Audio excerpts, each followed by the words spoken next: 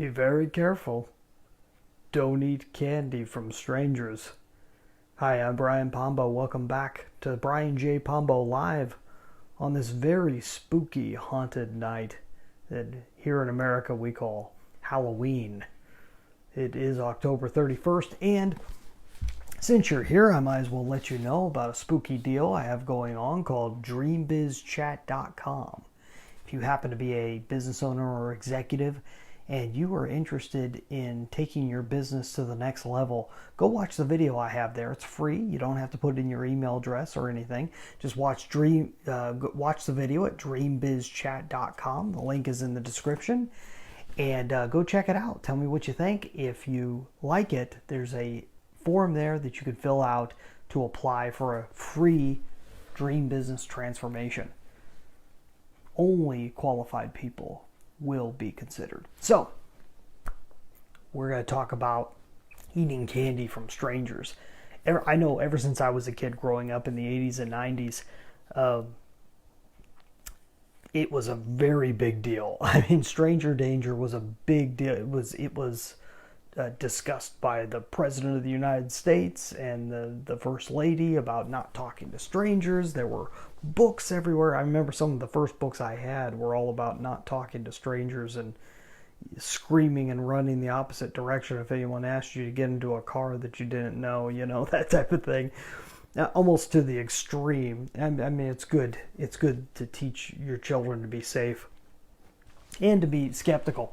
But some things get taken way too far. And one of the things is every Halloween, and maybe not as much now as it was then, there was always a huge focus on don't eat any candy until you've had someone look over it. And back then, there was even a point where the hospital would say, hey, bring your candy in and we will x-ray it to make sure there's no needles in it or anything of that sort. And this came from the concept that there were a lot of people out there at some point in some cities poisoning people or hiding hypodermic needles in the candy or stuff that would hurt you and so forth. And I'm not sure if you've heard, but there's not a whole lot of truth to it. I mean, it's never really happened. There was one scenario back in the 70s where one fellow poisoned a couple things of candy, blamed it on somebody else, and gave one of them to his kid because he purposefully killed his own kid with, I believe it was cyanide or something in the pixie stick. And the guy was crazy. He was trying to kill his own kid and did it, and then blamed it on a neighbor. Well, they were able to prove that it wasn't the neighbor and that it was him. He ended up getting the death penalty for it. So the only situation of a stranger killing somebody with candy on Halloween is a lie. It wasn't a stranger. It was a one-time deal that happened in Texas, and it happened quite a while ago. And to this day, we're all still scared of strangers poisoning our candy, and it causes a lot of these issues. Happy Halloween, Joe. Welcome to the show. I've got Joe watching here on Facebook Live. And so that I want to compare that back to your business and how there are certain things we all do just because it's always been done, and certain fears we always have because we're always told to fear them. The most common thing happens to do with taxes and the IRS or advertising. Sometimes we're scared about what type of advertising to do and things of that sort. And a lot of this comes from just the fact that we learned it from someone else who learned it from someone else. And sometimes it's not based on anything, or it's based on something that is really not that important.